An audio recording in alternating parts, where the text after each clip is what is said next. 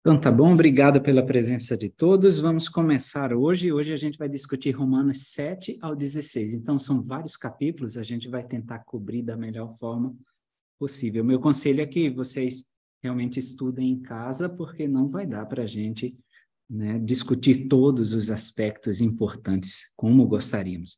Mas a gente também tem que se lembrar que Paulo nunca ministrou a esses santos pessoalmente, tá? Estamos falando sobre Paulo escrevendo uma carta, se vocês até quiserem conferir, vai lá no último capítulo de Romanos 16, tem uma notinha lá embaixo que diz que Paulo escreve essa carta de Corinto e foi enviada por Febe, que ele vai falar no versículo 1 do capítulo 16 de Romanos. Então, Paulo nunca ministrou pessoalmente a esses santos na terra deles, que é Roma. Recordando um pouquinho da aula passada, a gente pode aprender com Paulo como começar uma conversação, mesmo que a gente tenha que abordar tópicos delicados ou difíceis. Por quê? Se virmos lá no capítulo 1, o apóstolo Paulo ele começa primeiro elogiando os santos que estavam em Roma, todas as coisas boas que ele tinha ouvido. Ele chama o povo de amados de Deus, santos. Talvez nós devamos agir assim quando formos iniciar uma conversação, seja no trabalho, seja na igreja, seja em qualquer lugar que nós formos iniciar essa conversação. Podemos começar abordando os pontos positivos, mesmo que depois a gente tenha que corrigir alguns detalhes. Geralmente não fazemos isso, não é verdade? Quando a gente tem algo pesado para discutir com alguém, a gente já vai descendo a lenha. Não é verdade? E não precisaria ser assim. A gente pode começar com o elogio, com as coisas boas, e depois a gente calma e gentilmente abordar as coisas que precisam ser corrigidas ou tratadas. Então, podemos aprender com Paulo. E isso é até um consolo para nós, porque quantas vezes a gente acha que a gente não está fazendo as coisas direito, que a gente sempre está aquém, mas nós estamos fazendo bem. A gente tem muitas coisas dignas de nota de louvor. Paulo soube reconhecer isso nesses santos, que nós possamos reconhecer em nós mesmos e nas outras pessoas também. Temos muitas coisas boas. Tem coisa que a gente precisa melhorar? Sim, mas estamos indo bem. Sempre dá para a gente melhorar um pouquinho.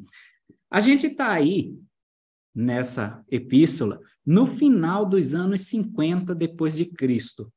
Foi mais ou menos aí 50, 55 depois de Cristo que Paulo escreve a epístola. Provavelmente também no meio para o final da última década de vida de Paulo e o finalzinho da terceira missão de Paulo. Se vocês quiserem checar, mapa 17, que fala das viagens missionárias do apóstolo Paulo. Provavelmente aí Paulo estava em Corinto, como eu já pedi para vocês verem a notinha no final do capítulo 16 de Romanos, e hoje é atualmente ali a região da Grécia, não muito longe da cidade de Atenas, era onde ele estava baseado. Ele estava lá, mas se preparava para o que viria a seguir, ele não ia ficar lá. E aí pode ser uma mentalidade positiva para nós, se nos perguntarmos, o que o Senhor espera de mim a seguir? Beleza, estou aqui no instituto, o que o Senhor espera de mim a seguir? Beleza, vou fazer uma missão.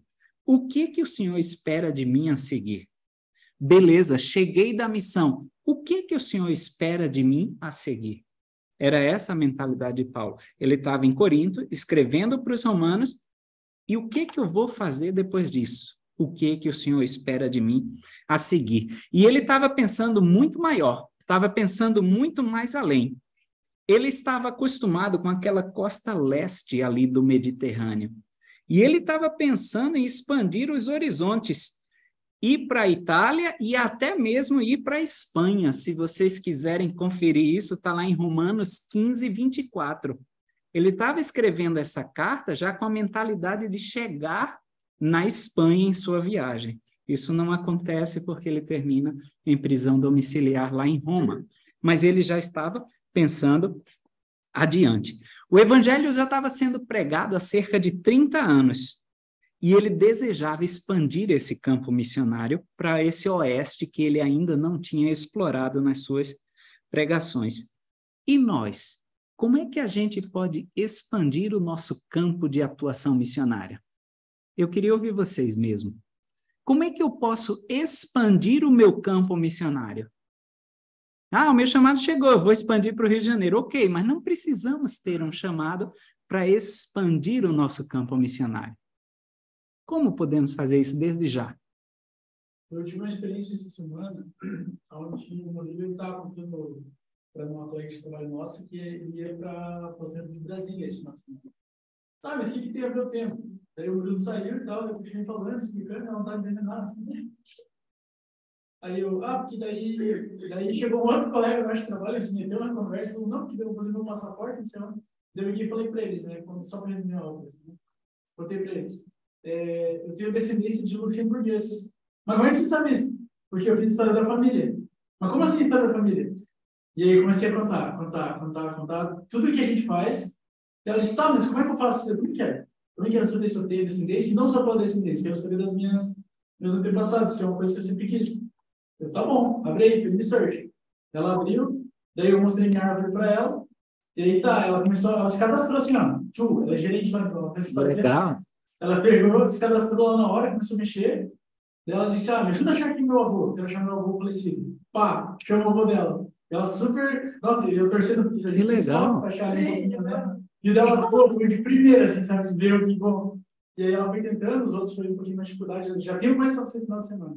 Então eu expandi meu campo missionário. Que bom. Explicando uma coisa que, para mim, era uma coisa sobre passaporte, que eu posso tirar o passaporte luxemburguês e tal, ficar com visto livre nos Estados Unidos. Estava contando essa história que não tem nada a ver com o que a gente estava falando.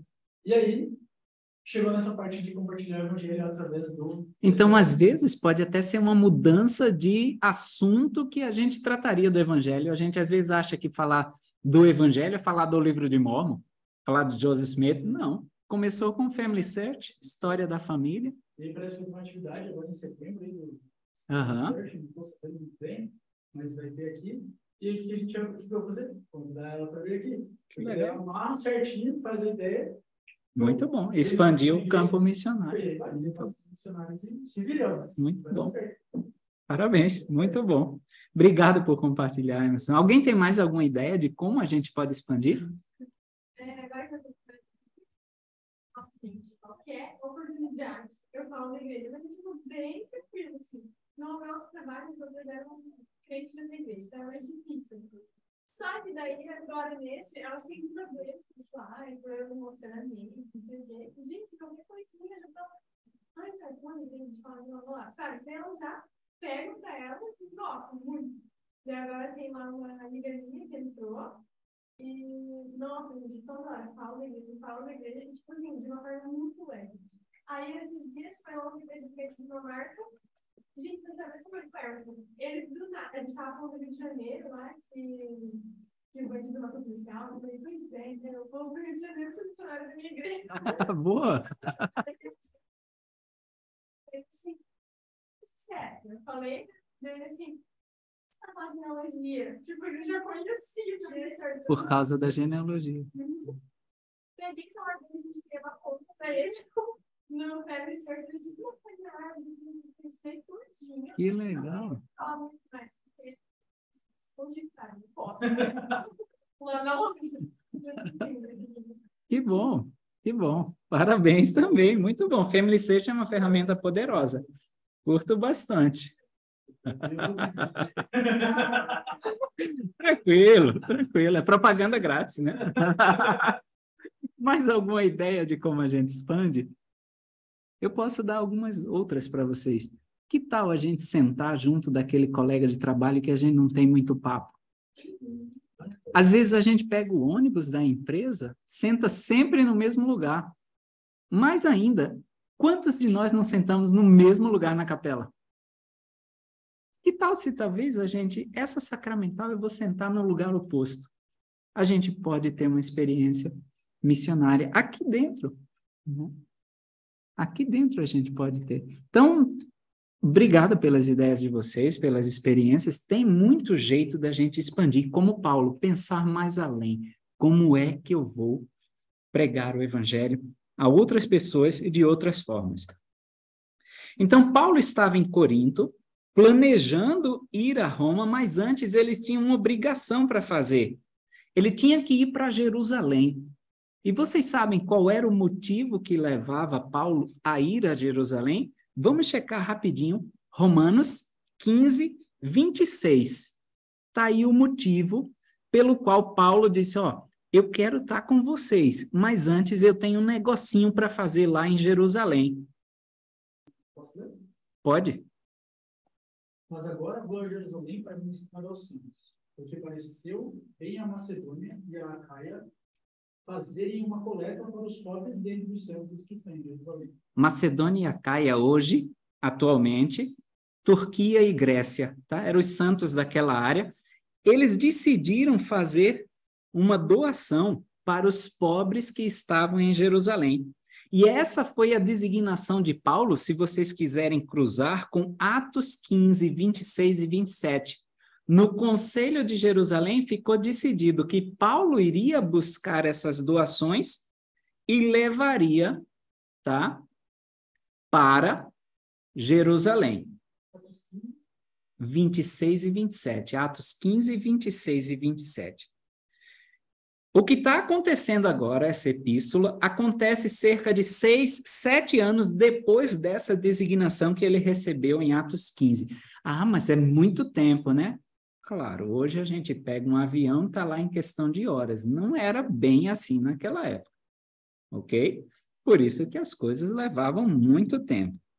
Esses eram fundos sagrados. Era como se fosse, imaginem, a doação da oferta de jejum.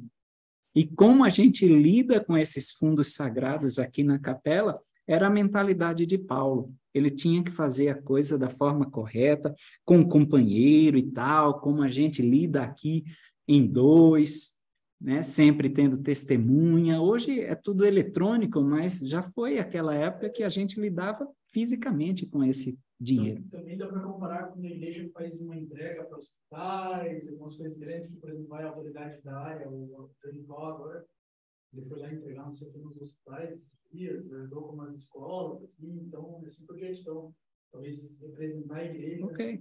Não é só, eu vou levar, qualquer um pega, Não, tem toda uma organização, tem toda uma logística, e ele já tinha isso na igreja naquela época, certo? E aí, a chegada de Paulo a Roma não é como ele planejou. A gente já viu isso e comparou até com a nossa vida, que a nossa vida, às vezes, sai do esquadro, não é como a gente planeja. Então, com essas cartas, Paulo ele vai tentar superar um obstáculo que era gigante no início do cristianismo, que era unir os cristãos. Mas eles não eram unidos? Imagine só, que a gente tinha um recém-converso que era um judeu, então o background dele era todo da religião judaica. E a gente tinha um outro tipo de cristão, que era o gentio. O background dele era todo pagão. E isso estava tendo muito conflito no início da igreja. Paulo, então, vai comparar a igreja como um casamento. Vocês ainda não são casados, eu já sou, então posso falar por experiência, mas quando a gente embarca num casamento, a gente pode não entender completamente o background do seu esposo ou da sua esposa. A gente teve uma vida antes do casamento, né? Outras experiências, outros ensinamentos, outras tradições, outros costumes. Então, quando a gente casa, a gente vai levando todas essas tradições, esses costumes, essas manias, vamos dizer assim, que não são compartilhadas pelo nosso companheiro ou companheira. E isso pode gerar muita contenda, pode gerar muito atrito. Era o que estava acontecendo no início do cristianismo, principalmente lá em Roma.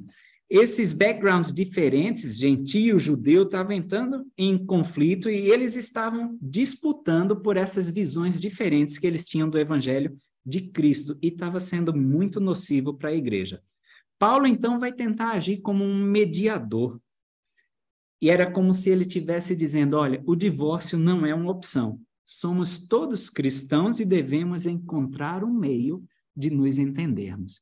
Do mesmo jeito que a gente hoje aconselha um casal para não chegar ao ponto do divórcio, era o que Paulo estava tentando fazer.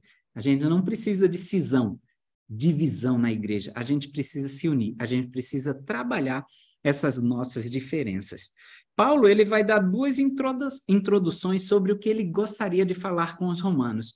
Uma, a gente já debateu, que está no capítulo 1. Ele vai falar muito sobre graça. Eu até falei na aula passada. Se quiserem uma escritura sobre fé, obras ou graça, corre para Romanos. Graça em grego é charis, que foi traduzido para nós em português como graça, mas poderia ter sido traduzida como uma amorosa bondade. Talvez ajude se a gente tem esse conceito toda vez que a gente ouvir falar sobre graça. E a outra introdução a gente vai descobrir quando chega em Romanos 15, do 14 ao 33. É o outro propósito dele, que vai ser justamente essa união. Paulo, ele mantém o mesmo padrão de escrita em todas as cartas dele. Então, se você comparar todas as cartas que Paulo escreveu, vai seguir o mesmo esqueleto que ele adotava. Primeiro, ele vai expor a doutrina. Doutrina é essa, essa e essa. E depois, nas cartas dele, ele vai dizer, tá bom, e agora? O que eu faço com tudo isso que eu aprendi? Então, esse é o esqueleto das epístolas de Paulo. Se tiver isso em mente, quando vocês estiverem estudando, vai ajudar. Procura a doutrina e depois procura a aplicação. Ele já dá a aplicação daquela doutrina. Então, no capítulo 7, que a gente vai começar hoje, a gente vai ver que ele está ainda no meio dessa explanação da doutrina dele. E aí, no capítulo 12 em diante, a gente vai ter o que eu faço com essa doutrina que eu expus até esse capítulo 11 ali, esse primeiro bloco. Perfeito? Então, caçem essas coisas, doutrina e aplicação, quando estiverem estudando o apóstolo Paulo. Vamos começar com Romanos 7, versículo 1. Quem pode ler?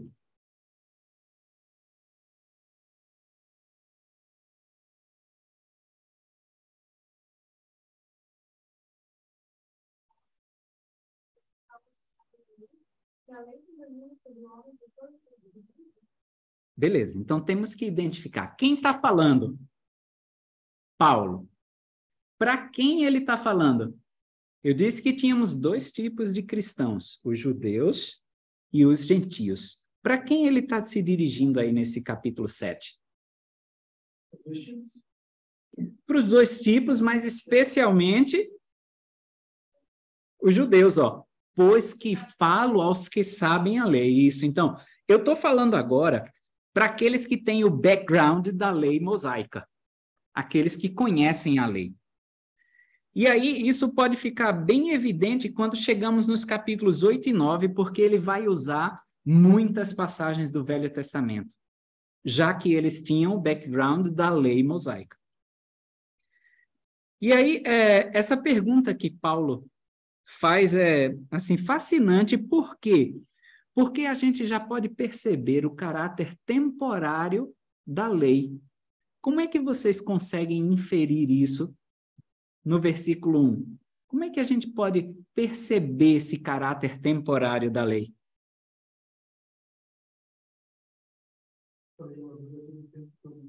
Todo tempo que o homem vive, então ela é finita, ela é temporal, ela passa. Quando o homem morre, acabou essa lei. E aí no 2, imagine vocês como esse judeu cristão que estava ouvindo Paulo, como é que vocês devem ter reagido? Lê o que ele fala no versículo 2.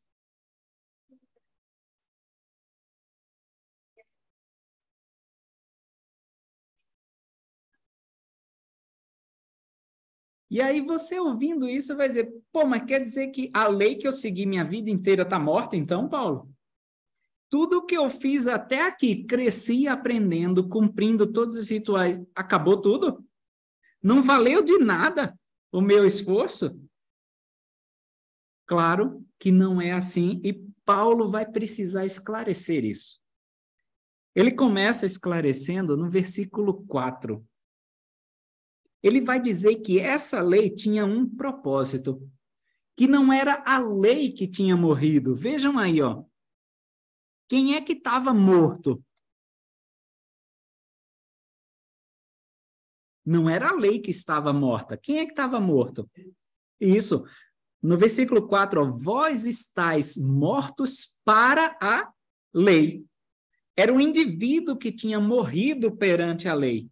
Pelo corpo de Cristo, a gente vai ser de outro. Ou seja, estaremos sob uma nova lei. Vivemos a lei, tá? Porque Cristo pediu que a gente viva. E agora, ele próprio estava nos concedendo uma nova lei. Lembram-se, lá no Sermão da Montanha, quando ele dizia, ouvistes o que está escrito, eu, porém, vos digo. Lembra? Não adulterarás. Eu, porém, vos digo, qualquer um que atentar para uma mulher, em seu coração já cometeu. Era uma lei muito maior do que aquela lei vigente.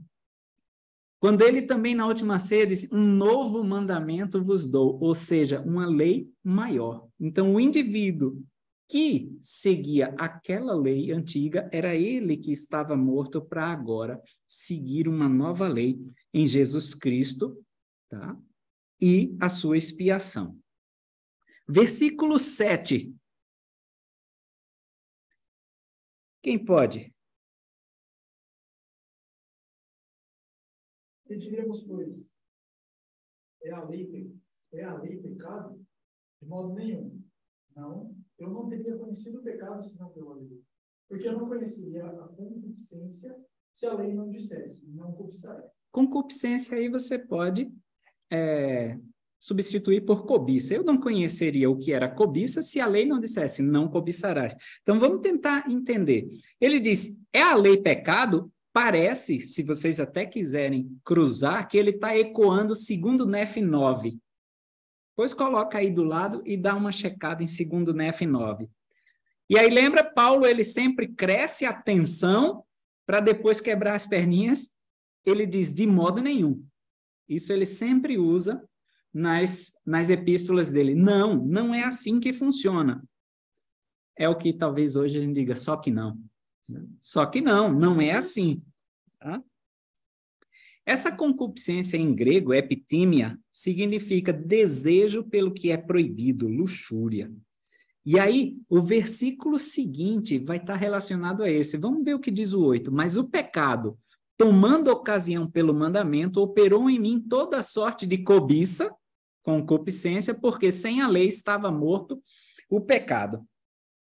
E essa aí é uma ótima hora para a gente recorrer a 2 Nef 9, 25 e 26. Vamos ler esses versículos, porque Jacó vai nos ajudar a entender o que Paulo está dizendo aí. 2 Nef 9, 25 e 26.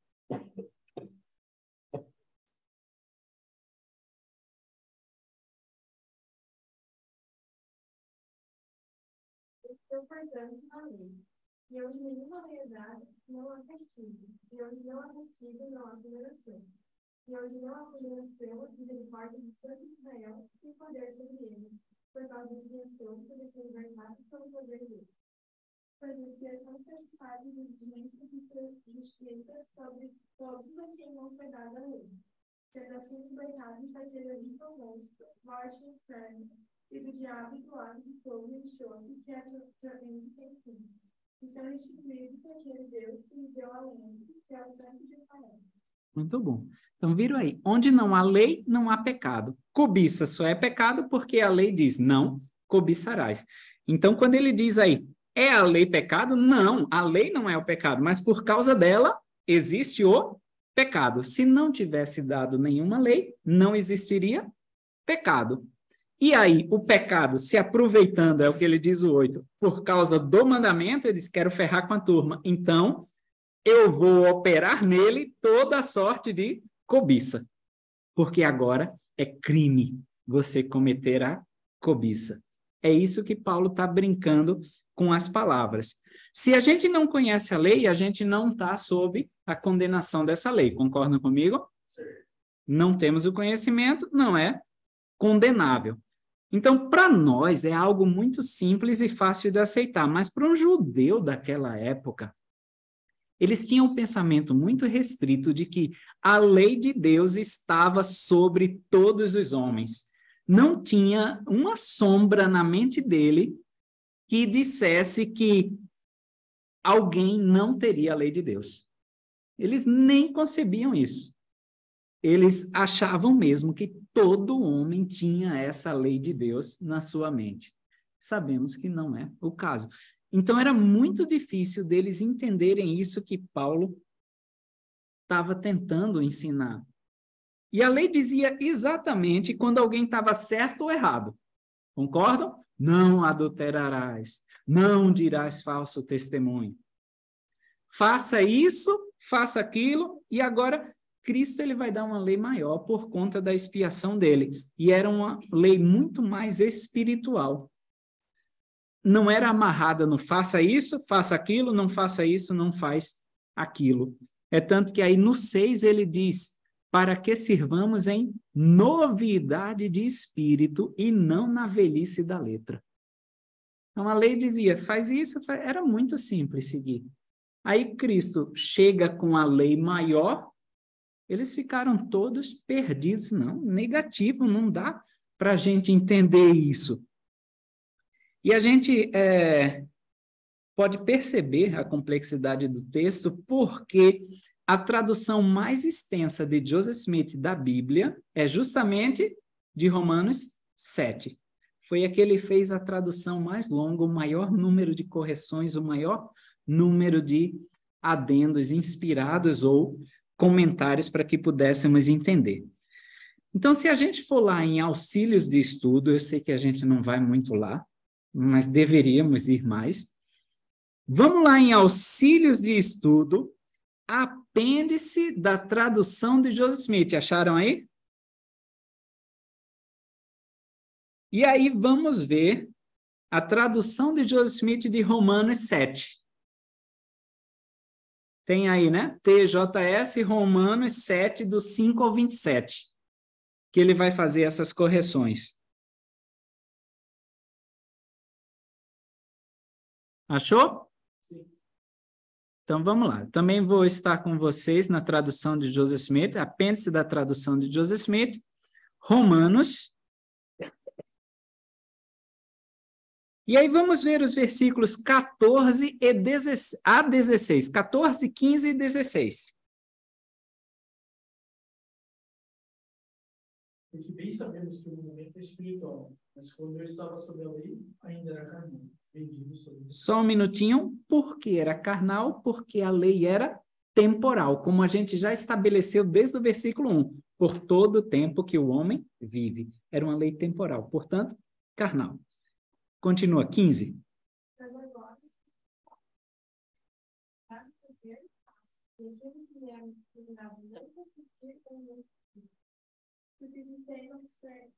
porque disser não ser certo, eu não faço. Porque aquilo que é pecado, eu odeio. Muito bom. Então, a lei carnal era coisa do dia a dia. Você faz isso, faz aquilo, não pisa fora dessa linha, não cospe no chão. Entende? Era uma coisa muito mais diária, temporal. E agora era espiritual. Agora a lei era só sobre o espírito. Agora era sobre o que eu iria me tornar. Depois, quem quiser conferir um discurso de abril de 2011 de Lynn G. Robbins, o título é Que tipo de homens e mulheres devereis ser? O que a gente vai se tornar com essa lei de Cristo? E aí parece que o povo das Américas, diferentemente dos judeus, compreendiam melhor o que era essa lei de Moisés. Porque Abinadi resume perfeitamente isso em Mosias 16, 14 e 15. Dizendo que essa lei aponta para Cristo. Ela não é um fim, mas ela é um meio para se chegar ao fim, que é Jesus, Cristo e sua expiação infinita. Robert L. Millet, que é um estudioso bastante famoso da igreja, define que a lei de Moisés é como uma grandiosa profecia de Cristo. É assim que a gente deve encarar a lei de Moisés. Era uma profecia sobre o Cristo que viria. Beleza? Versículo 9. Se puder deixar em outra telinha aí, a gente pode voltar para Romanos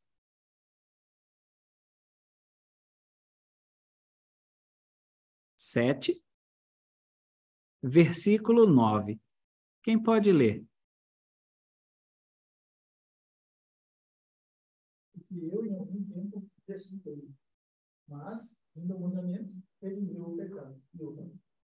Paulo era bastante fiel ao judaísmo. Na verdade, ele até se gaba desse zelo com a lei e com o cumprimento da lei. Em Filipenses 3:5, ele até vai dizer, eu fui circuncidado aos 8 dias. É como se a gente dissesse, deu 00:01 do dia do meu aniversário de 8 anos, eu fui batizado. Para enfatizar a fidelidade que ele tinha a essa lei. Mas, se virem aí no versículo 9, qual é a impressão que dá de Paulo? Leiam de novo, ponderem, qual é a impressão que dá?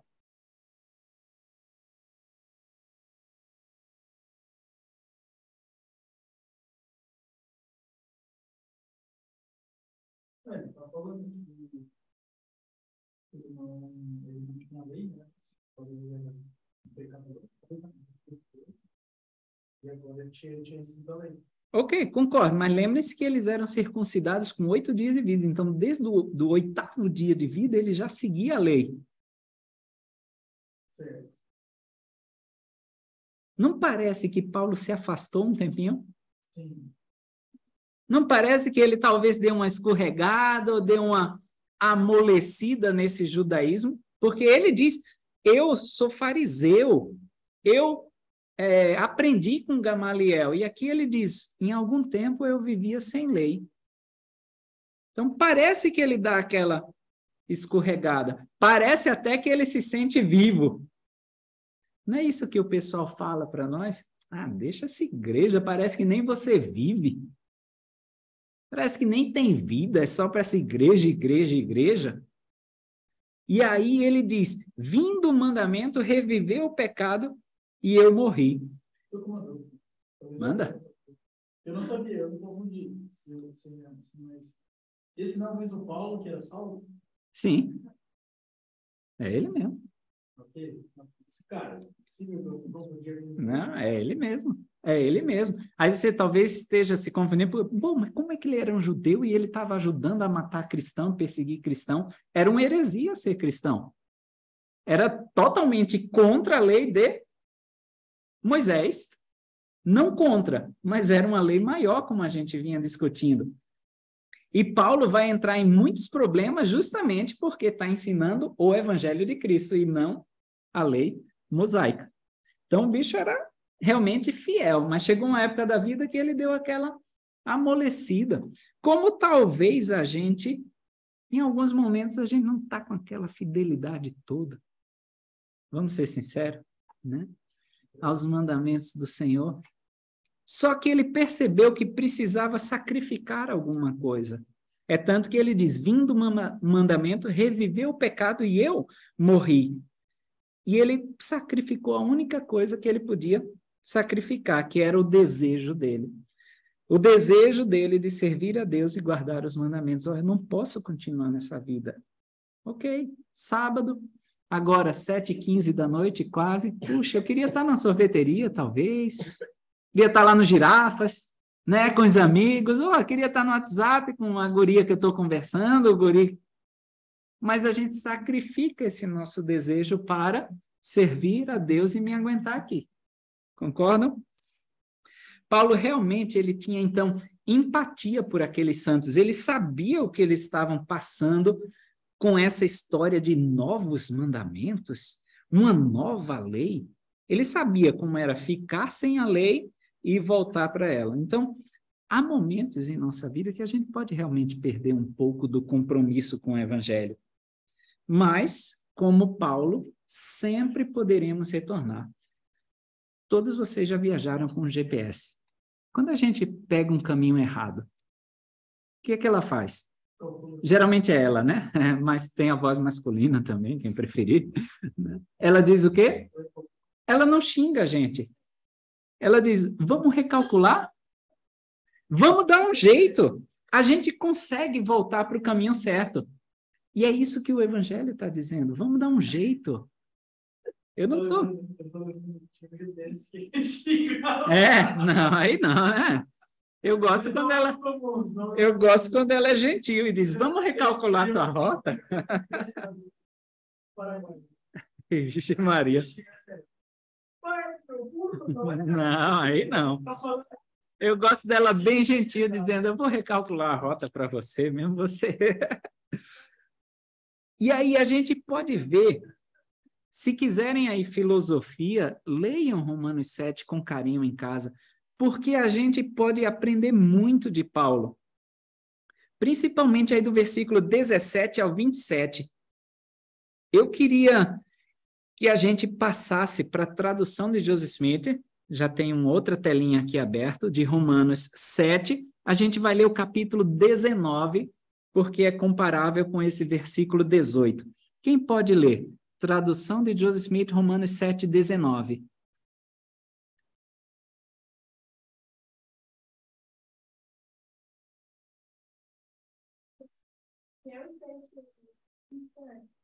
Deus tem de mim, isto é, minha casa, não habita bem algum, porque o querer está presente em mim, mas fazer o bem não consigo, a não ser em Cristo.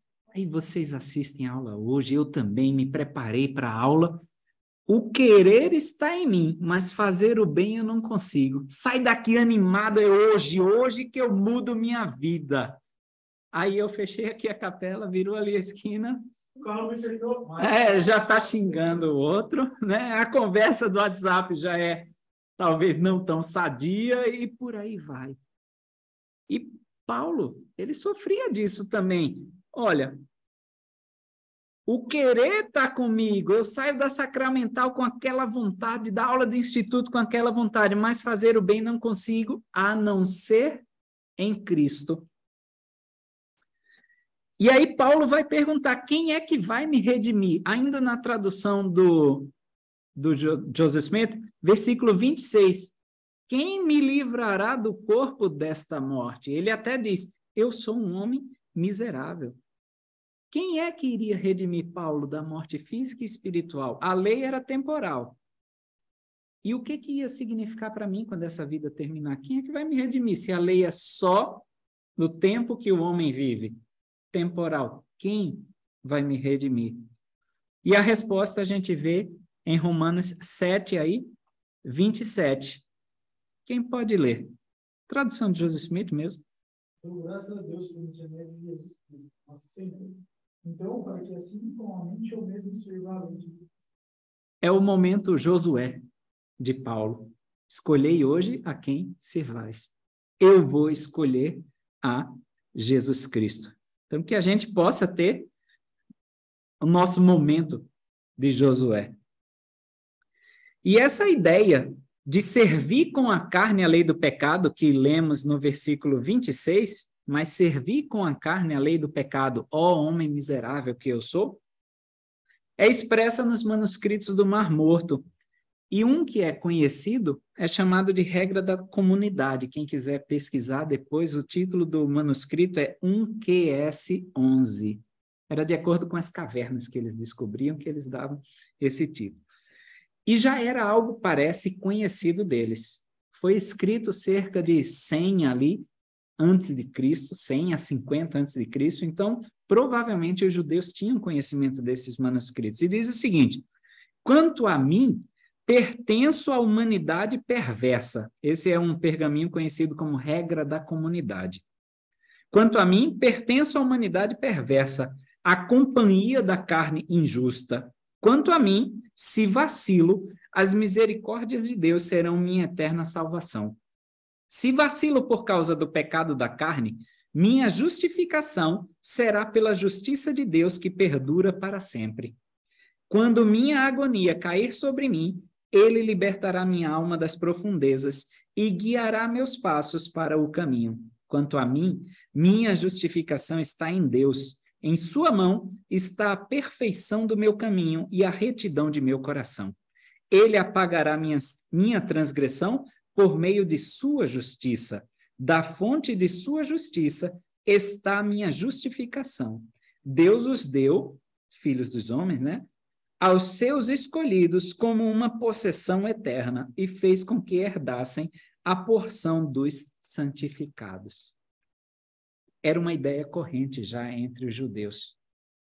E a gente tinha sido dado a esse escolhido dele para sermos santificados, que as obras da carne operavam para a morte. A carne servia ao pecado. E tem uma citação que a gente pode achar também de Robert L. Miller, no livro dele Becoming New, ou seja, Se Tornando Novo, na página 38. O capítulo 7 de Romanos resultou em mal entendido sobre Paulo e a raça humana em geral de qualquer outro capítulo das Escrituras. Mais do que qualquer outro capítulo, esse daí é que gera maior mal entendimento sobre a raça humana e sobre Paulo. Uma leitura superficial fará com que a maioria das pessoas não familiarizadas com as epístolas paulinas balance a cabeça e se pergunte como o apóstolo Paulo conseguiu atrair tanta atenção ao longo dos anos e como ele pode ter sido tão admirado e respeitado pelos cristãos ao longo dos séculos. Como se lê na King James Version, que é a versão em inglês, ou, na verdade, em quase todas as outras traduções, vemos o pobre, velho e lamentável Paulo, um fraco, pífio e patético homem, cuja vida está completamente fora de controle. Um homem que nunca faz o que deveria fazer e sempre parece estar fazendo o que não deveria. É a ideia que se tem quando lê Romanos 7. Meu falecido colega, Robert J. Matthews, escreveu: conforme a King James Version, Paulo é pecador, carnal e iníquo, mesmo depois de anos no apostolado, e não sabe como fazer o bem, ou mesmo não sabe nem o que é bom. A tradução de Joseph Smith reformula a passagem de modo a mostrar a diferença entre a vida de Paulo enquanto estava sob a lei de Moisés e sua vida depois que encontrou e obedeceu ao Evangelho de Cristo. Na tradução de Joseph Smith, Paulo explica que, quando vivia sob a lei de Moisés, ele era carnal. Mas, por meio do Evangelho, incluindo o recebimento de seus convênios e ordenanças, ele se tornou espiritual. O mais importante é que a tradução de Joseph Smith afirma que foi somente em Cristo que ele aprendeu a ser um bom homem e que, por meio da ajuda de Cristo, Paulo subjuga o pecado em si. Então, o desafio que eu dou é, depois compara, lê Romanos 7, na tradução que a gente tem, e Romanos 7 na tradução de Joseph Smith. Vê como Paulo realmente não é aquele homem fraco, pífio, aquele molengão que nunca está fazendo o que é certo e parece na tradução da nossa Bíblia, não corrigida por Joseph Smith. Então tá, eu não devo seguir essa velha lei. Então, qual é a expectativa que eu devo ter? É aí que vem Romanos 8. Ok, Paulo, você disse que essa lei está morta. O que eu devo esperar, então? Ou o que eu devo fazer? Aí, começamos o capítulo 8, no versículo 1, que a gente vê uma reprimenda amorosa de Paulo a esses judeus recém-conversos ao cristianismo. Quem pode ler? Romanos 8, 1.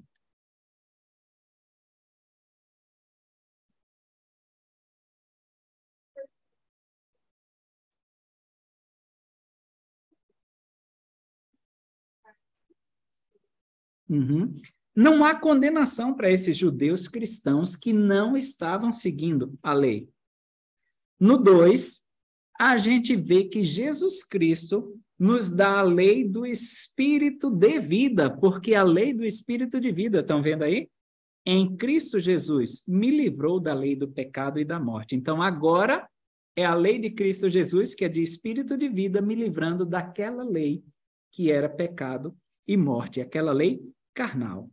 Isso ecoa Ou hoje, vemos o profeta ecoando essas palavras de Paulo. O profeta Russell M. Nelson, em abril de 2018, ele disse: nos dias que estão por vir, não será possível sobreviver espiritualmente sem a orientação, direção, consolo e influência constante do Espírito Santo.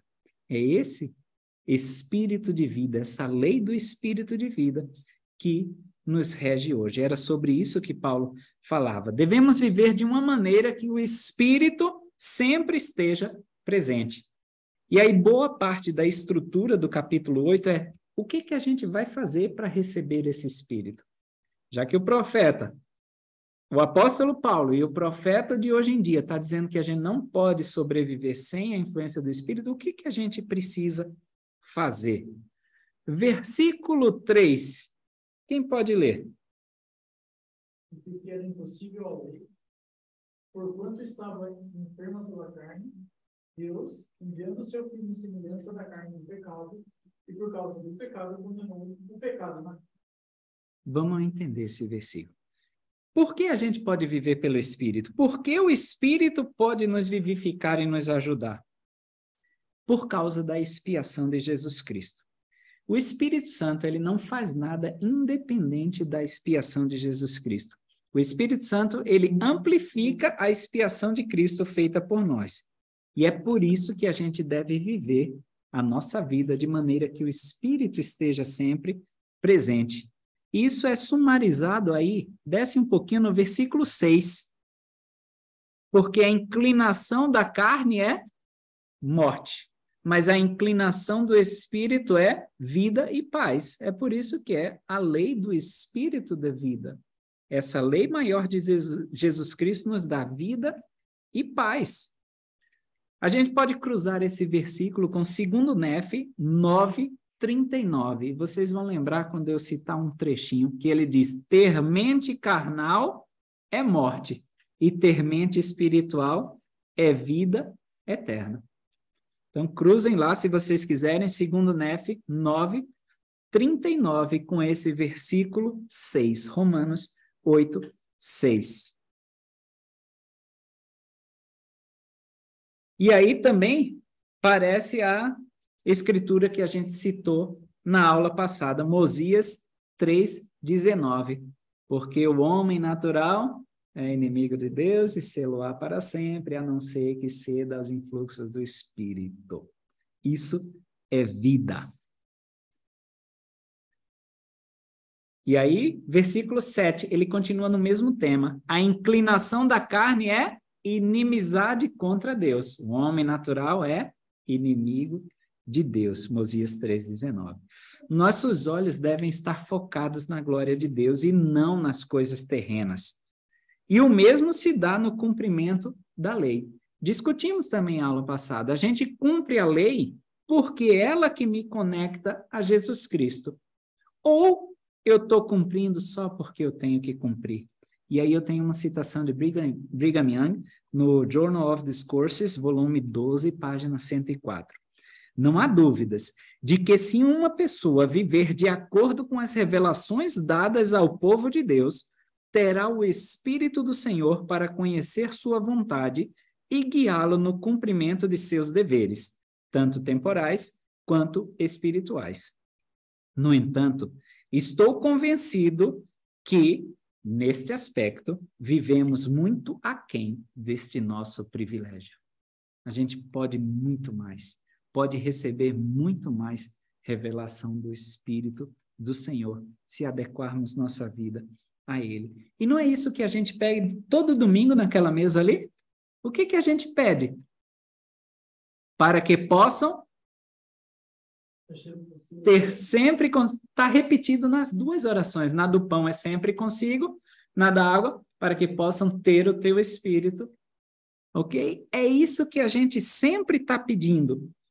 Ter mente carnal é ser guiado o tempo todo por nossos apetites, nossas paixões, as nossas vontades mesquinhas. E o que não acaba bem. Nunca que a gente vai fazer um desejo carnal termina bem para nós. É por isso que a gente solicita todo domingo que possamos ter o Espírito do Senhor, que possamos ter mente espiritual e não carnal. Temos que voltar a nos lembrar do contexto dessa epístola. Estava havendo inimizade, como eu falei no início da aula, entre os judeus cristãos e os gentios cristãos. E Paulo eleva o nível dessa inimizade, eles achavam que era só entre eles, mas essa inimizade entre eles estava sendo uma inimizade contra Deus. Porque essa mente carnal que estava focada no aqui, agora, em mim, nessa vida, estava causando essa dissensão entre os irmãos e entre Deus. O problema era essa mente carnal que eles estavam tendo. E quantas discordâncias nós temos atualmente porque a gente tem mente carnal sobre diversos assuntos? Ah, não, eu acho isso, eu não vou mudar. O meu pensamento é esse, eu não vou mudar. Quantos de nós, talvez até já falamos, eu nasci assim? Ter mente carnal é morte. Ter mente espiritual é vida. Romanos 8, 9.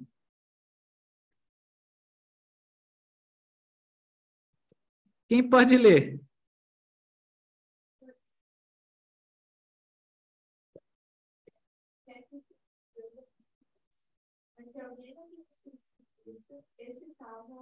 Olha só. Lembra que Paulo chamou aquela turma lá de santos, e santos significa separado. E aí vou até abrir um pouquinho o entendimento nosso de que estamos separados da carne. A gente não é mais carne, por isso que a gente é santo. A gente está separado da carne para sermos agora do Espírito, o Espírito de Deus que habita. E esse convite de ter o Espírito de Cristo está reiterado no versículo 10. É isso que sobrepuja a nossa carnalidade, é por isso que a gente pede todo domingo na oração sacramental. Henry B. Eyring, no discurso dele Come Unto Christ, na devocional da BYU de 1989, diz o seguinte: você pode convidar a companhia do Espírito Santo em sua vida e pode saber quando ele está presente e quando se retira. E quando ele é seu companheiro, você pode ter certeza de que a expiação está operando em sua vida. Tem o Espírito Santo, a expiação de Cristo já está operando em minha vida. Ela não vai atuar lá no final. Ela está atuando desde o momento que eu decidi ter esse Espírito do Senhor comigo. Ela já está mudando a minha natureza. Do 15 ao 17, em Romanos 8 ainda, ele vai fazer uma dicotomia aí do Espírito do Senhor e do Espírito do adversário. É um versículo famoso porque ele diz aí no versículo 16, e é um versículo que usamos para dizer que somos filhos de Deus. Quem pode ler? Romanos 8. 16.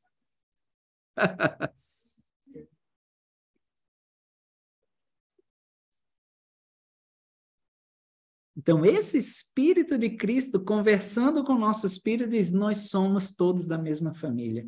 Somos filhos de Deus. E agora o versículo 17, ele diz, se a gente é filho, a gente é co-herdeiro com Cristo. A gente tem o mesmo Pai. Pode ter discussão entre nós, pode ter dissensão. Entre famílias sempre não tem uma tretinha, mas a gente é da mesma família. E se a gente está do lado do vencedor, não há ninguém contra nós. Pode até haver essa dissensão, mas Paulo reforça a nossa identidade como filho de Deus.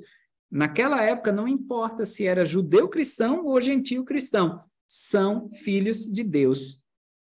E o profeta Russell M. Nelson está ecoando essa verdade de Paulo quando em 2022, no mês de julho, ele posta aquela mensagem nas redes sociais da igreja, dizendo, meus queridos amigos, vocês são literalmente filhos espirituais de Deus. eu mandei lá no grupo, né, que ele fala sobre os rótulos que colocam em nós. Mas a gente não pode deixar de jeito nenhum que esses rótulos minem a verdade eterna de que o rótulo principal é Filho de Deus. E a gente deve nos unir. Esse é o propósito de Sião. É isso que a gente espera. E no final do versículo 17, temos uma verdade que não é muito enfatizada.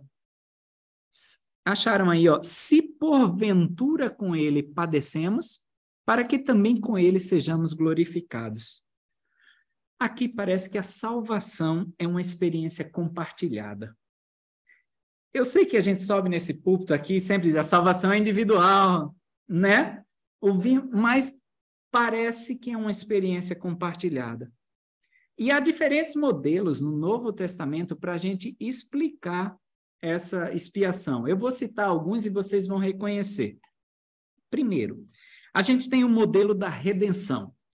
A gente precisa ser resgatado pela expiação de Jesus Cristo. Segundo, a gente tem o modelo da substituição. Jesus assume todos os nossos pecados e sofre as consequências deles, substituindo-se a si mesmo por nós. Terceiro, o modelo da expiação. Baseia-se nos sacrifícios do Velho Testamento e na ideia de que um sacrifício cobre os nossos pecados. É tanto que a palavra em hebraica Kippur, a gente tem Yom Kippur, dia da expiação, né? A palavra Kippur significa cobrir, está ligada à expiação. Quarto, um modelo da reconciliação. A expiação reconcilia as pessoas afastadas, ou seja, nós e Deus. E quinto, o modelo da participação da salvação, que é o que parece que Paulo está usando aí. De fato, nós participamos dessa salvação. E não é que a gente faça algo que Cristo não pôde fazer. E aí, no livro Jesus Christ and the World of the New Testament, também da BYU, diz o seguinte: nesse modelo da participação de salvação, Jesus compartilha as dores e o sofrimento de seu povo, que, da mesma forma, é transformado por compartilhar, de alguma forma, o que Jesus Cristo experimentou. Se é que sofremos com ele, para que também sejamos glorificados juntos. Esse modelo é particularmente importante para explicar o papel das ordenanças, como o batismo, na transmissão da graça de Cristo. Então, mais uma ideia de que por que, então, a gente faz convênio? Na aula passada, a gente apontou esses convênios como agentes de conexão com aquele que tem poder para salvar. Então, agora, mais uma ideia do porquê fazemos convênios. Porque se espera que nós ajudemos os outros como Cristo nos ajudou.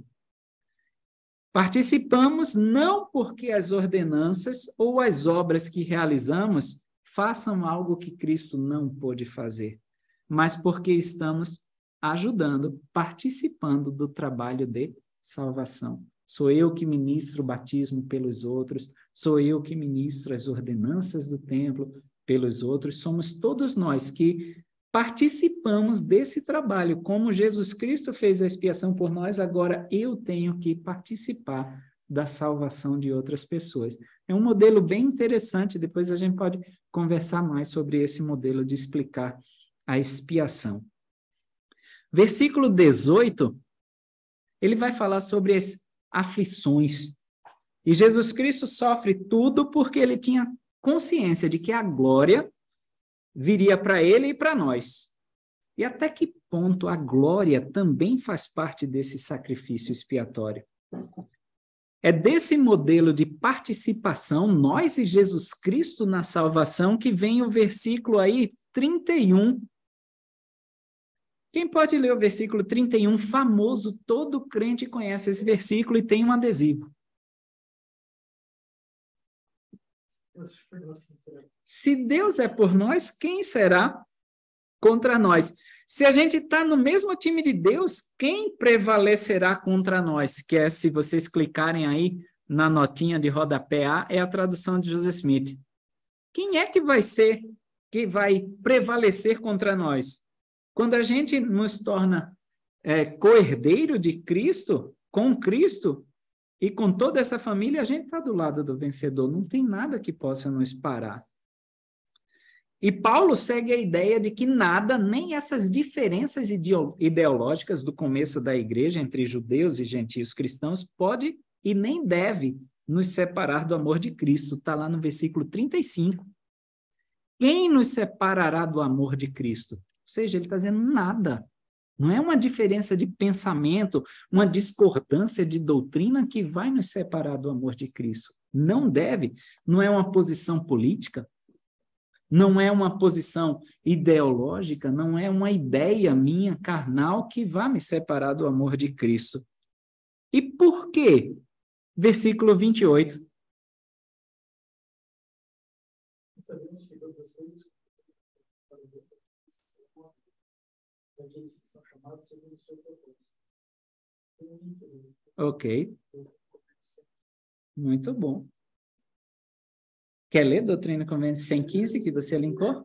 Portanto, que se console o vosso coração, pois todas as coisas contribuem para o bem daqueles que andam retamente e para a santificação do mundo. E aí repara que tudo que ele citou no versículo 35, tribulação, angústia, perseguição, fome, nudez, perigo ou espada, ele vai converter para o bem dos que amam a Deus. Deus vai utilizar tudo isso. Se vocês ainda quiserem ver no versículo 38 e 39 como nada pode nos separar do amor de Deus, porque estou certo de que nem a morte, nem a vida, nem os anjos, nem os principados, nem os poderes, nem o presente, nem o porvir, nem a altura, nem a profundidade, nem alguma outra criatura nos poderá separar do amor de Deus que está em Cristo Jesus, nosso Senhor.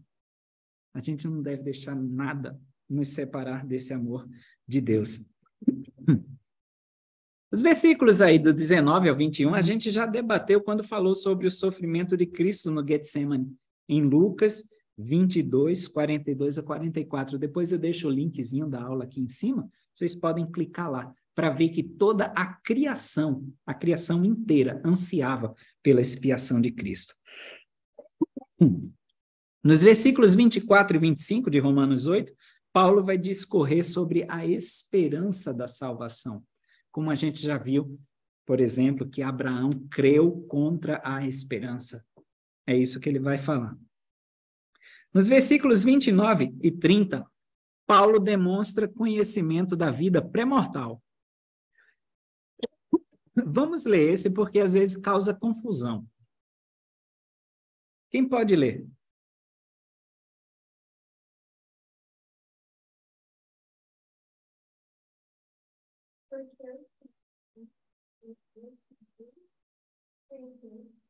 Também os predestinou para serem conforme a imagem de seu filho, para serem primogênitos e filhos de Deus. E aos que predestinou, a esses também chamou. E aos que chamou, a esses também justificou. E aos que justificou, a esses também glorificou.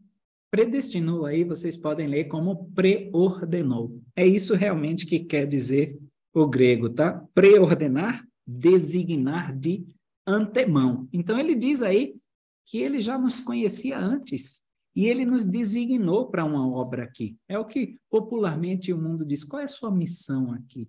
O Senhor já tem designado essa missão para cada um de nós. Então, Paulo, depois de haver lançado a ideia de que somos adotados, que todo mundo faz parte de Cristo, ele diz, ok, eu tenho ainda que explicar mais algumas coisas para vocês.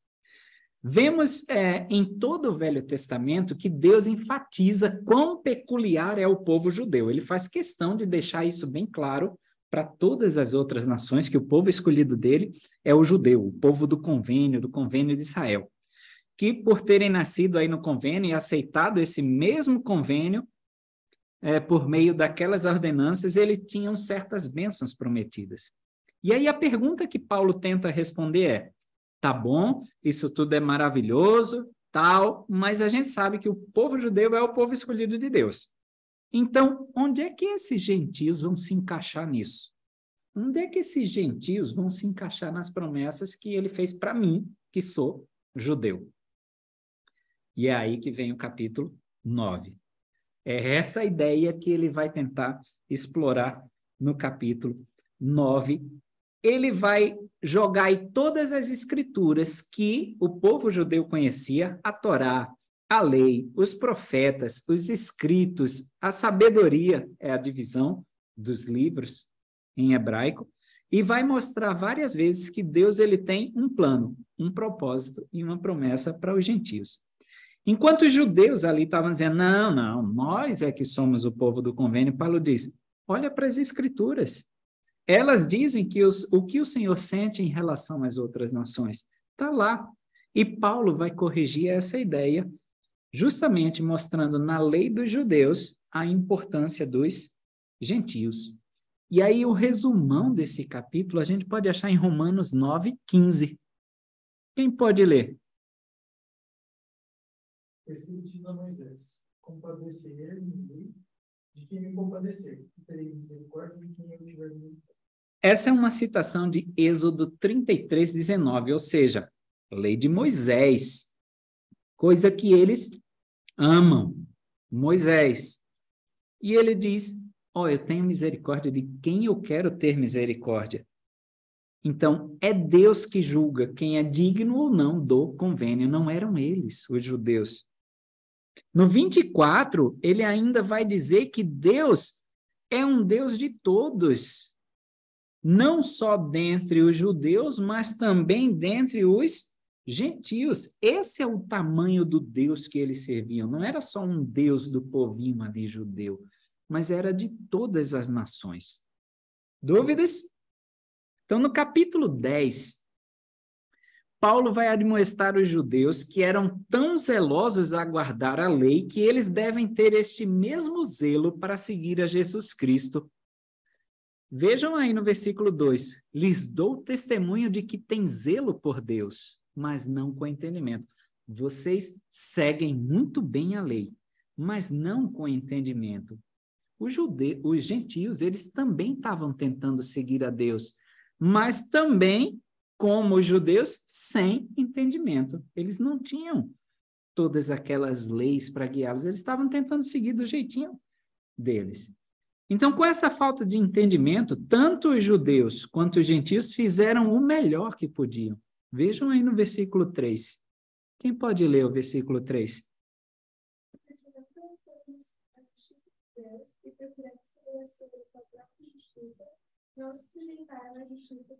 Então, eles tentaram seguir da melhor forma possível. Eles não conheciam a justiça de Deus, o Evangelho de Jesus Cristo, procuraram estabelecer a sua própria justiça, procuraram fazer as próprias regrinhas dele para seguir a Jesus Cristo. Com as imperfeições que tinham, eles estavam tentando seguir a Deus. E é como acontece conosco hoje em dia, na igreja. E Paulo ainda vai citar Moisés no versículo 5. O homem que fizer estas coisas viverá por elas. Ou seja, desse teu jeitinho imperfeito, sim, mas tentando seguir a Deus, ele vai te dar recompensa. Ele vai te dar galardão também, mesmo com esse zelo imperfeito, sem conhecimento. E aí, mais uma vez, Paulo, ele não vai medir esforços para que a gente aprenda a verdade contida no versículo 12 e 13. Quem pode ler versículos 12 e 13 de Romanos 10?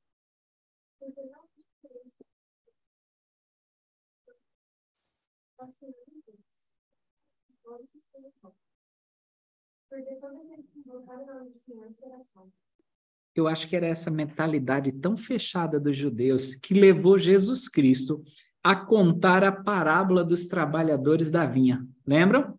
Vou deixar aqui o link também da nossa aula, que a gente discutiu já. Um ele chamou no início da manhã, outro ele chama ali no meio, e outro ele chama já no final da tarde, e aí a turma critica. Mas por quê? Eu trabalhei o dia inteiro.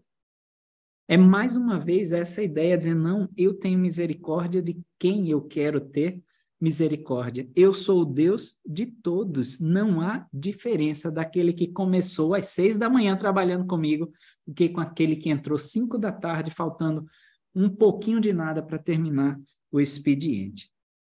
Romanos 10, 11 vai dizer que todo mundo é bem-vindo, né? Eu lembrei logo da capela e a placa que a gente tem na frente de cada capela. Visitantes são bem-vindos, ou seja, só faltava estar lá escrito, todos são bem-vindos, porque essa é a mensagem do Evangelho. Romanos 10, 11 é uma citação de Isaías 28, 16. Todo mundo é bem-vindo no Evangelho de Jesus Cristo. Eu acho que isso é até um tapa na nossa cara, né? Porque a gente diz, nossa, mas fulaninho está aqui. Todo mundo é bem-vindo e é convidado para o Evangelho de Jesus Cristo. E aí esse capítulo é uma reflexão do próprio Paulo sobre os mandamentos e as escrituras que ele cita no capítulo 9. Era como se Paulo tivesse agora jogando aqueles mandamentos antigos em contexto na época que ele estava vivendo ali. Pegou os que os profetas falaram no Velho Testamento e diz, vamos aplicar a nossa situação, como a gente viu Nefe fazer, aplicando as escrituras à nossa situação. No versículo 14 a 17, temos um missionário retornado e duas futuras missionárias aqui, e mais quem está nos assistindo, a importância da obra missionária. Vamos ler esse, 14, 15, 16 e 17.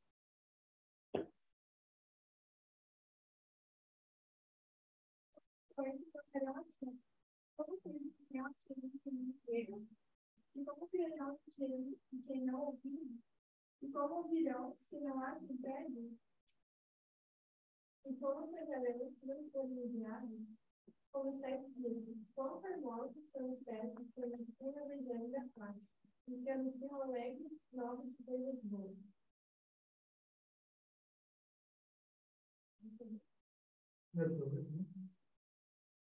Mas nem todos têm obedecido ao Evangelho. Porque Isaías diz, Senhor, quem deu no nosso obedecer? Eu termino. De sorte que a fé vem pelo ouvir, e o ouvir pela palavra de Deus. Então, como é que eles vão chamar o nome do Senhor se eles não creram? E como vão crer se eles não ouviram? E como vão ouvir se não tem quem pregue? Né? E ele diz, a fé vem por esse ouvir a palavra de Deus. Então, a gente tem que falar mesmo.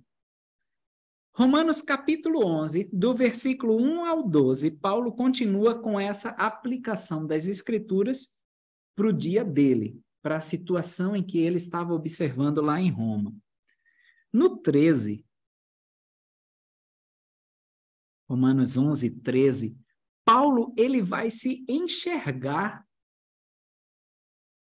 nessa escritura. Ele se vê como o apóstolo designado aos gentios. Vejam aí, no 13, enquanto for apóstolo dos gentios.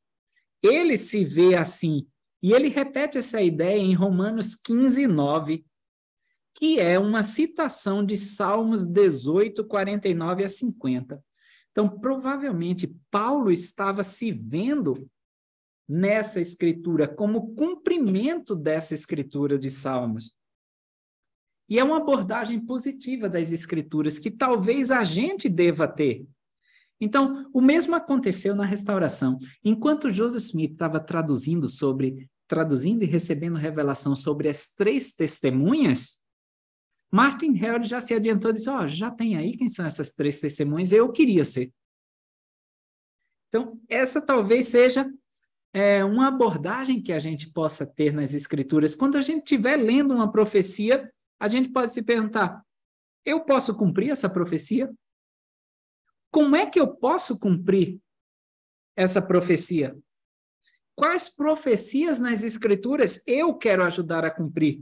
De quais coisas que Deus vai realizar, eu quero fazer parte?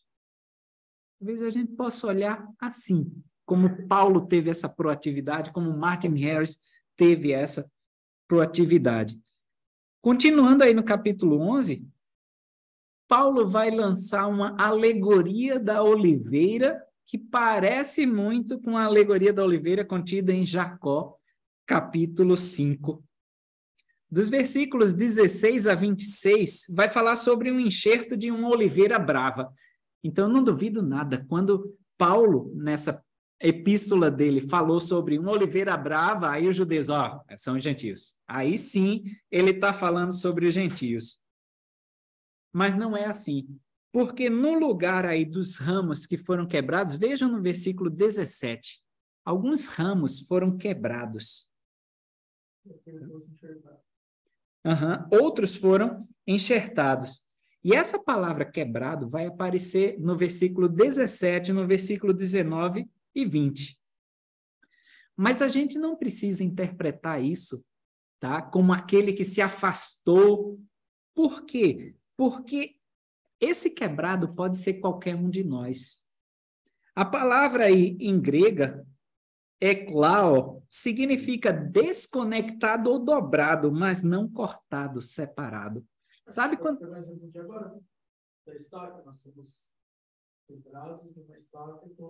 Ok. E até na nossa vida, não tem momento que parece que a gente está meio para baixo, meio quebrado?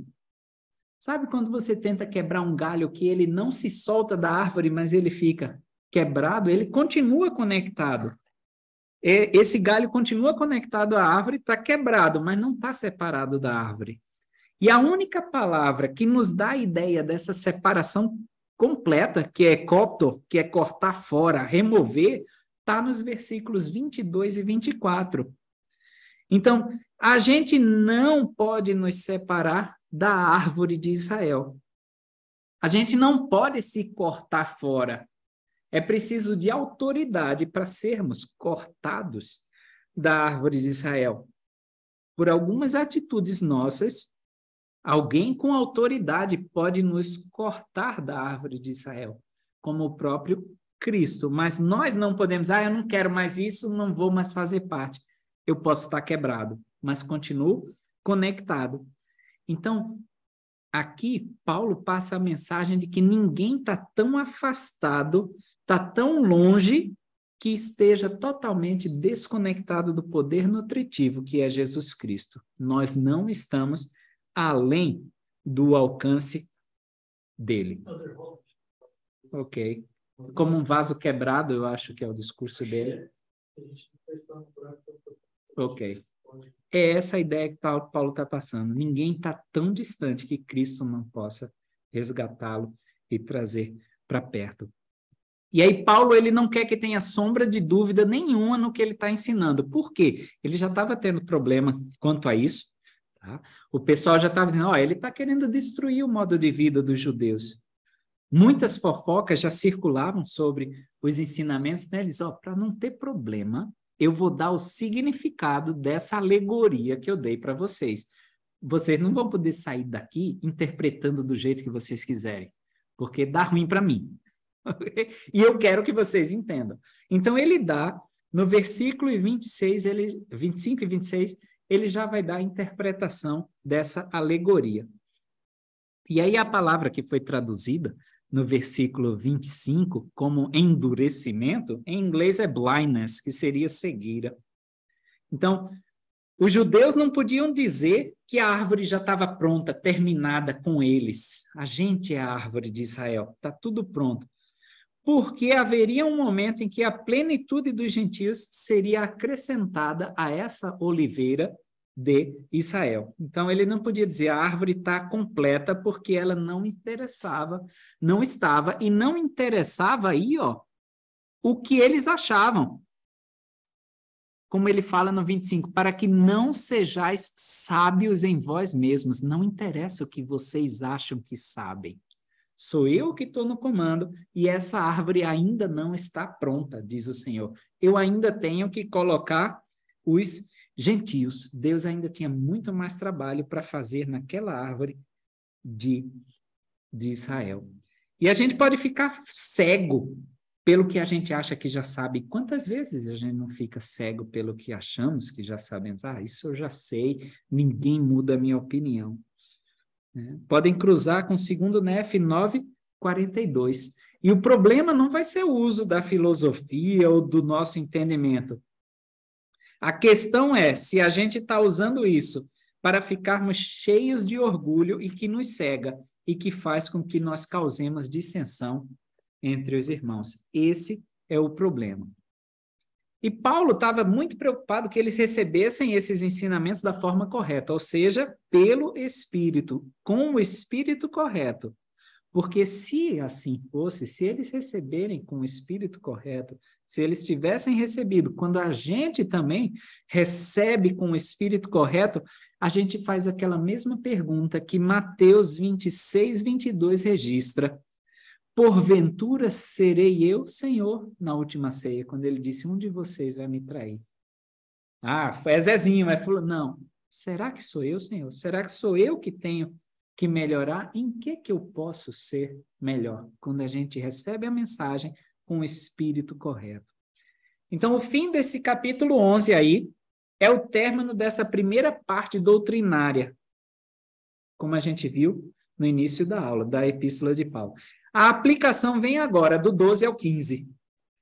Antes de passar para a aplicação, ele estava nivelando todo mundo com o conhecimento. Ele disse, ó, vou dar conhecimento para todo mundo estar no mesmo nível. Agora, a gente vai aplicar. Por isso que 12 aí, até o 15, é mais gostoso, é um capítulo mais leve, vamos dizer assim. Um estudioso chamado Richard Lloyd Anderson chamou Romanos 12 até o 15 de o Sermão da Montanha de Paulo nas epístolas. É comparável ao Sermão da Montanha de Cristo. E o que ele vai falar lá? Ele vai dizer como é uma vida cristã e como deve ser uma vida guiada pelo Espírito. É sobre isso que esses próximos capítulos vão tratar. Por isso que é um capítulo mais assim leve, e vale muito a pena estudar o capítulo 12. Então, estuda com carinho o capítulo 12 inteiro, mas a gente vai chamar a atenção para alguns versículos. Vamos começar vendo aí o versículo 9. Quem pode ler?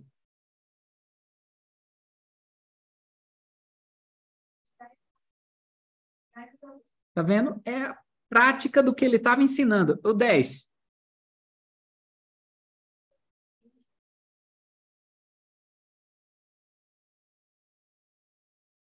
11.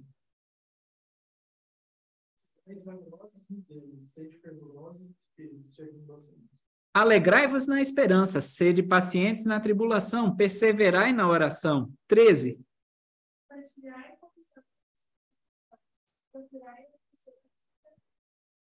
14.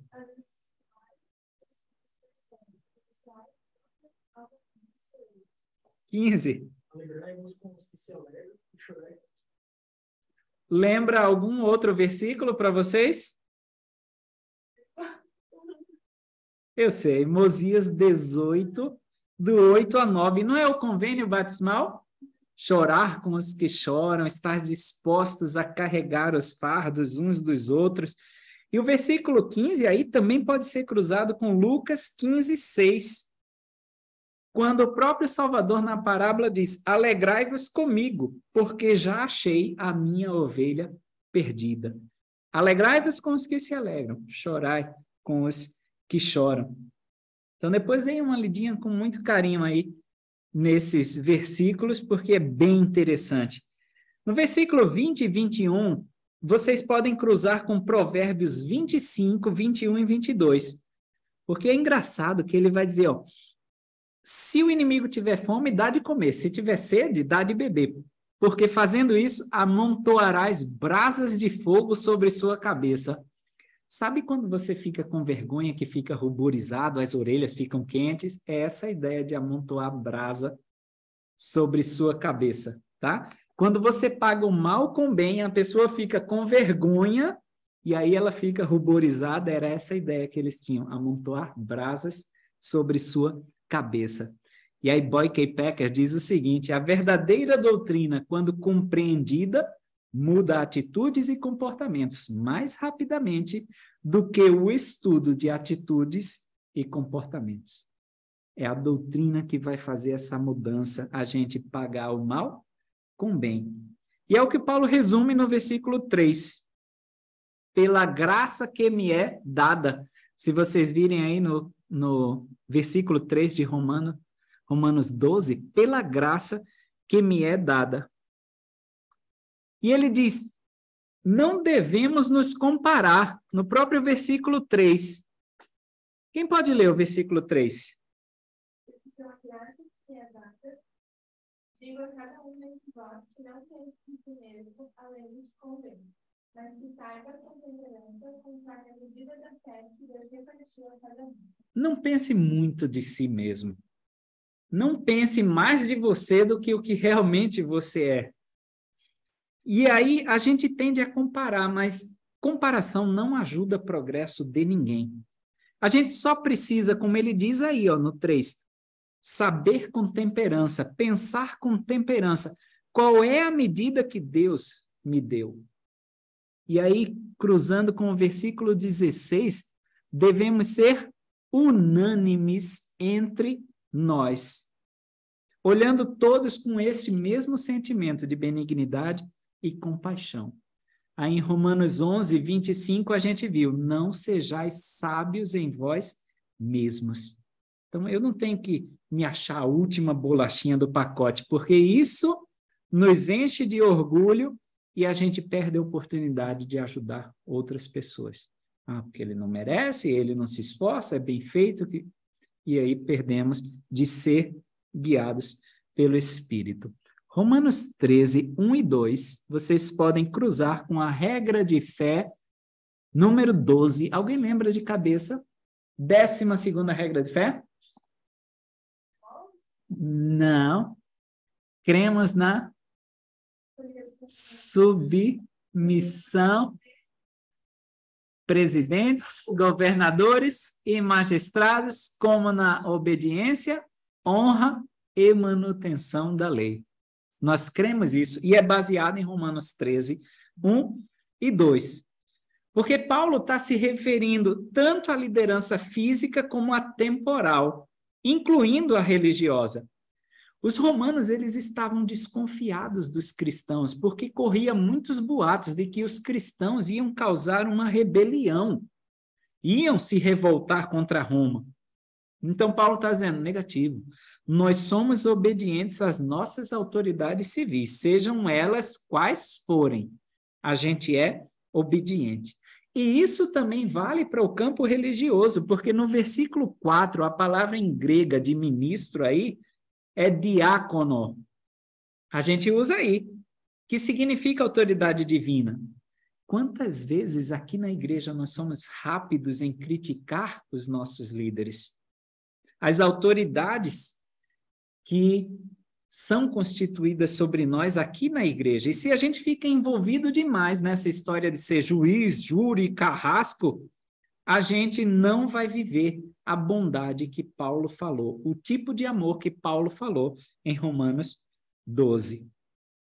Versículos 3 e 5, ele diz o que a gente já discutiu na outra epístola dele. Quem não deve, não teme. Então, a gente deve se sujeitar a essas autoridades, não porque a gente não deseja ter problemas, mas como ele diz aí, ó, pela consciência, no versículo 5. Eu vou ter a consciência tranquila para dizer, eu fiz tudo o que me foi pedido, tudo de acordo com a lei, tanto dos homens quanto a lei do Senhor.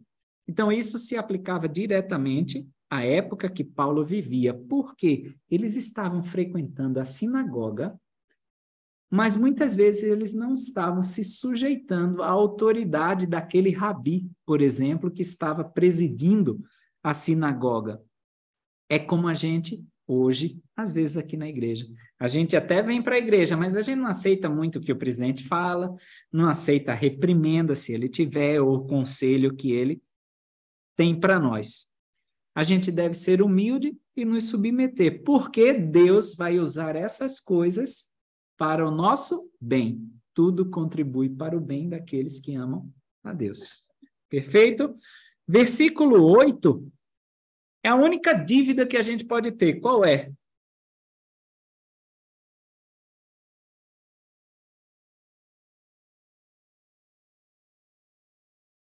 Isso, é a única dívida. Só posso dever isso e eu tenho que pagar. O resto, não. Mas é o amor que eu devo ter para com os outros. E no versículo 9, Paulo meio que está dizendo, olha, Eu podia examinar todos os mandamentos da lei judaica com vocês, mas não precisa, porque eu vou resumir. Amarás ao teu próximo como a ti mesmo. Eu não preciso ficar citando mais leis. E não é um mandamento novo. Se vocês quiserem cruzar aí, já está lá em Levítico 19, 18. Mas esse mandamento, eles nem observavam, não fazia parte da tradição judaica. Poderia fazer. E aí, Hillel, que era um rabi bem famoso, que comentava as escrituras, sobre essa declaração de Levítico 19, 18, ele dizia, essa é toda a Torá, o resto é comentário, agora vá e aprenda. Então, a lei se resume a isso, amarás ao teu próximo como a ti mesmo. Versículos 11 a 14, vocês podem cruzar com Alma 34, 31 a 34, porque ele diz, a hora é agora, desperta desse sono, o tempo é agora. A gente tem que se preparar agora e nos revestir, no versículo 12, com as armas da luz, ou a armadura da luz. E o tempo todo na nossa vida é trevas contra luz.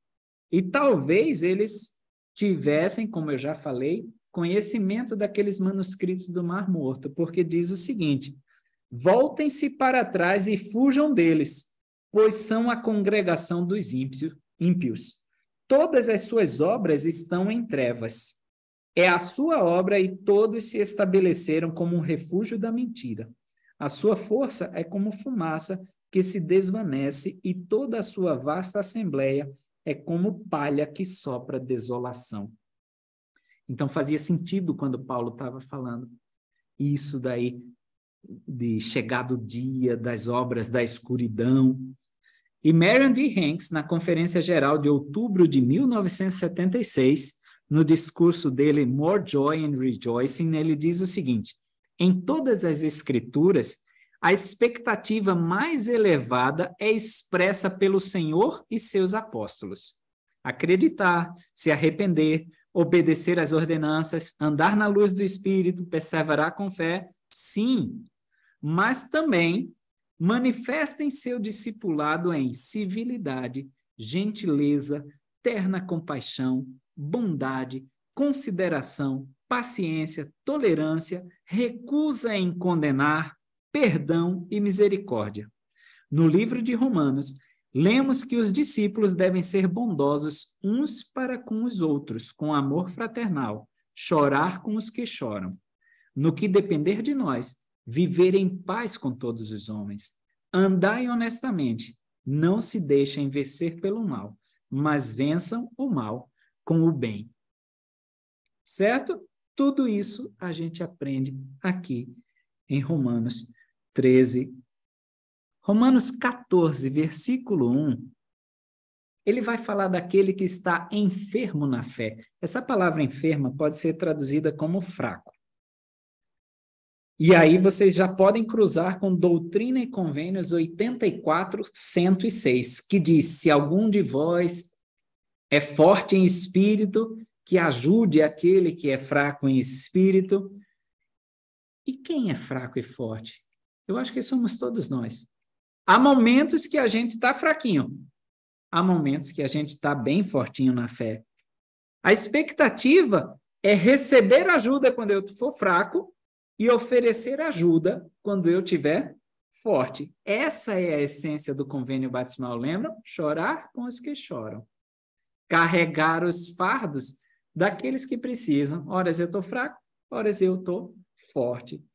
E se todos nós recusarmos ajuda, se recusarmos a receber qualquer coisa, como é que as pessoas podem me dar algo e cumprir o convênio delas? Então, essa palavra em grega, traduzida como receber, aí, ó, recebeio, tem o sentido de tomar para si mesmo, tomar como companheiro, tomar ou receber em casa, conceder acesso ao coração, acolher em amizade. A gente nem sempre deve pensar que nós mesmos somos o forte. Não há problema em, às vezes, a gente ser o fraco e aceitar essa ajuda. Eu preciso receber dos outros o que eles têm. para me ofertar de ajuda. É aí que eu faço com que eles cumpram o convênio. E Paulo vai dar alguns exemplos bem específicos, né, que estavam causando essa contenda de opiniões entre os judeus cristãos e os judeus não cristãos. Vocês vão ver aí no versículo 2, 3 e 5. Vai falar principalmente do aspecto da dieta deles. Outro era do aspecto de respeitar os dias do calendário. Aí ele vai completar dizendo: todos somos servos de Deus. Está lá no versículo 3, 6 e 8. E é ele que vai nos julgar, nos versículos 10 e 12. E nós não temos o direito de julgar ninguém. Versículos 4 e 13. Deus nem vai se interessar em quantas contendas a gente ganhou com o nosso irmão. Não é isso que vai nos qualificar de jeito nenhum para o céu. Romanos 14, do 18 a 19, a gente pode ver lá que foi traduzido como: porque quem nisso serve a Cristo, agradável é a Deus e aceito pelos homens.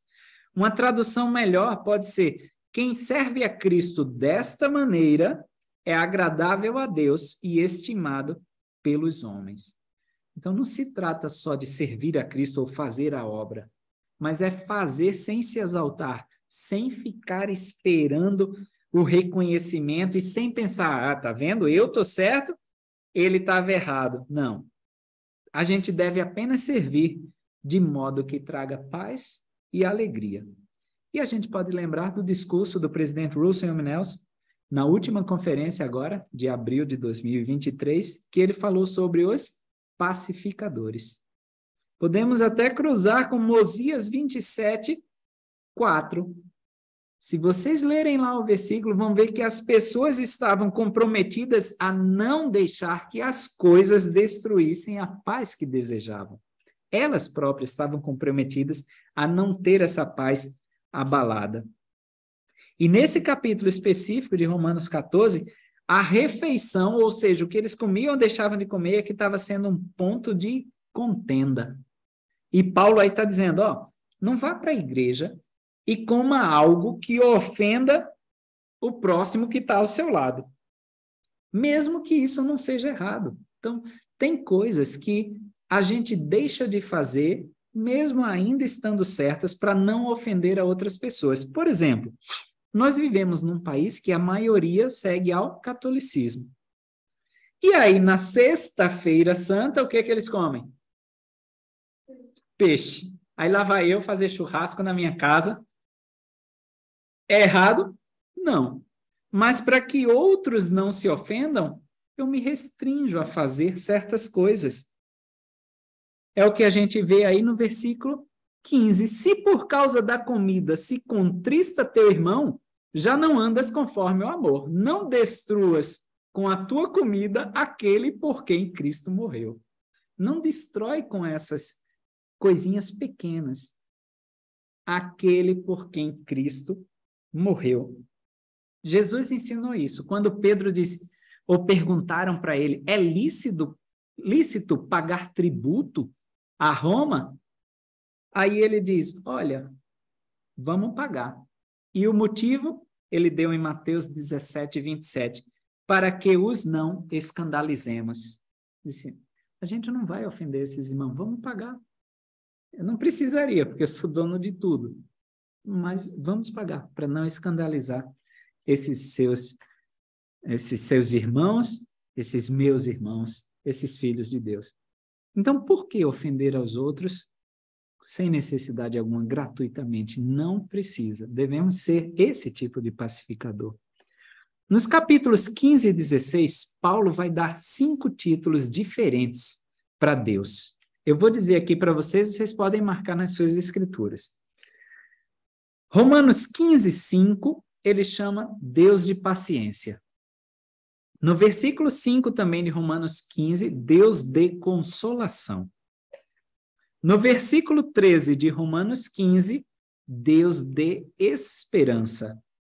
No versículo 15 de Romanos 15, Deus de graça. No versículo 20 do capítulo 16, ele vai chamar de Deus de paz. Esse era o pensamento de Paulo a respeito de Deus. E se queremos ser como Deus, devemos justamente exercitar estes atributos: paciência, consolação, esperança, graça e paz. Então, Paulo vai frisar no capítulo 15 que os judeus e os gentios estão umbilicalmente, intrinsecamente ligados. E aí, eles iriam embarcar nessa ou iam pular fora? Eles teriam que decidir naquele momento. Eu continuo nessa, mesmo sabendo que eu não sou, né, a última bolacha do pacote, eu tenho outros que vão se juntar, ou eu vou largar esse evangelho de Jesus Cristo. Capítulo 16, finalizando a epístola, a gente tem uma lista de nomes, a gente às vezes pode achar meio chato, mas esse capítulo é importante porque nos dá um vislumbre da miscigenação ali da Igreja de Jesus Cristo. A gente já vai começar com uma mulher. Então, a gente tem mulher, a gente tem homem, a gente tem livre, a gente tem escravo, a gente tem servo, a gente tem senhor. Vocês podem cruzar esse capítulo com 2 Nef 26, 33. E é com essa escritura que a gente vai terminar essa aula, porque é assim que nós devemos agir. Quem pode ler para nós 2 Nef 26, 33?